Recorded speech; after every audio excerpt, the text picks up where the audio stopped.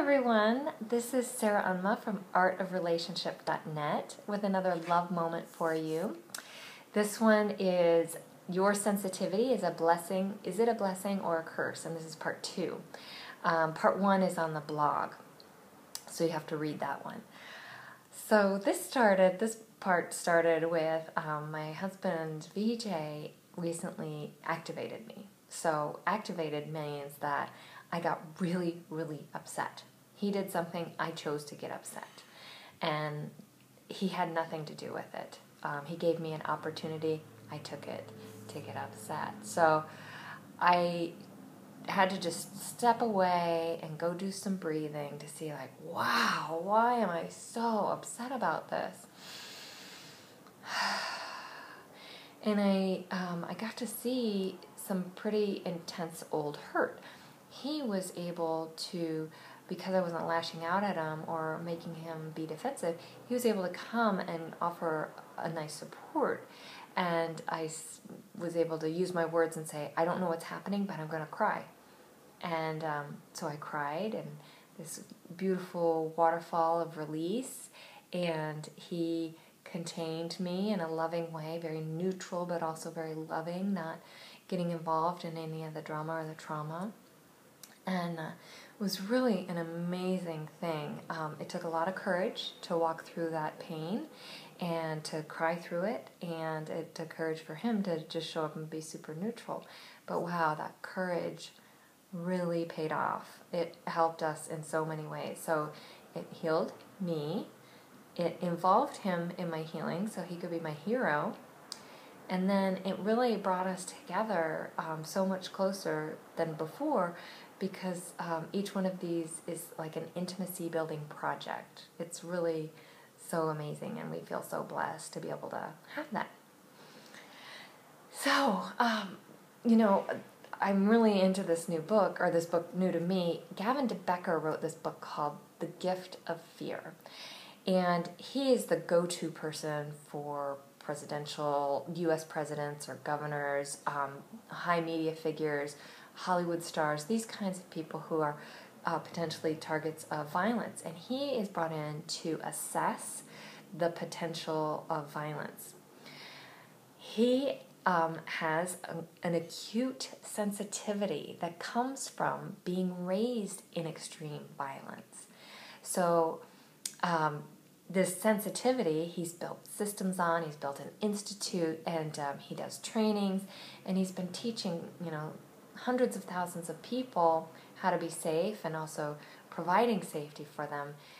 So he took that mess of his life and made it his message and his mission, really. And he's very humble about recognizing, he's got a lot of compassion. He recognizes that it could have gone either way. So he did, yes, take the hurt and the heartache from when he was young and put it to good use and to help uplift. And he's also very clear that it could have gone the other way, and he could have gone the way of perpetuating the perpetrator-offender violence mode, the people that he actually is often protecting people from. And, we all could be there. We don't like to admit it, but we all could, they're kind of extreme ends of the spectrum, but we could go either way. So, wow, he's created this whole violence protection industry based on the hurt and heartache of his childhood years.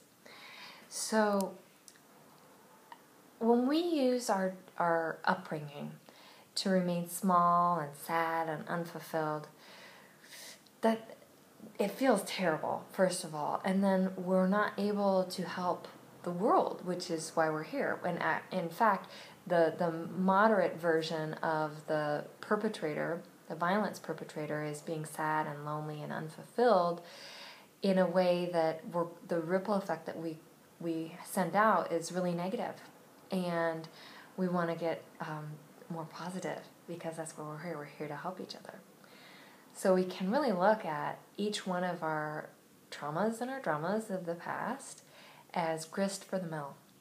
They allow us to be more sensitive to one another, to have more compassion, because it's so easy for this lizard brain, the amygdala, to say, I would never do that. But really, if we're human, we're basically capable of anything that humans do. So, your assignment is to wonder to yourself, how can I reframe my past traumas and dramas to help benefit somebody? How can this be my mission or my legacy? How can I take this past heartache, and make it grist for the mill? Rather than going into the repress, resent, cycle, how can I uplift and transform? Really try to keep your eyes on the big picture and know that the healing that you do in this time and space of today's current hurts, if you've got them, or past hurts, is going to put you in the right and perfect place. Is you're going to cross roads with somebody who needs your wisdom, who needs your healing, who needs your hope, so that they can go on one more day, and not just survive but thrive. So thank you so much for being here and taking this time for your highest good. I do hope you'll join me on artofrelationship.net. We are starting to create a foundation for cultivating world peace by teaching very small lessons to kids, to teenagers, to grown-ups, starting domestically and going abroad. So we'd love to get you in on this mission. Proceeds from my business are going into that, and we welcome any donations from you. Sarah Anma from artofrelationship.net. Thank you.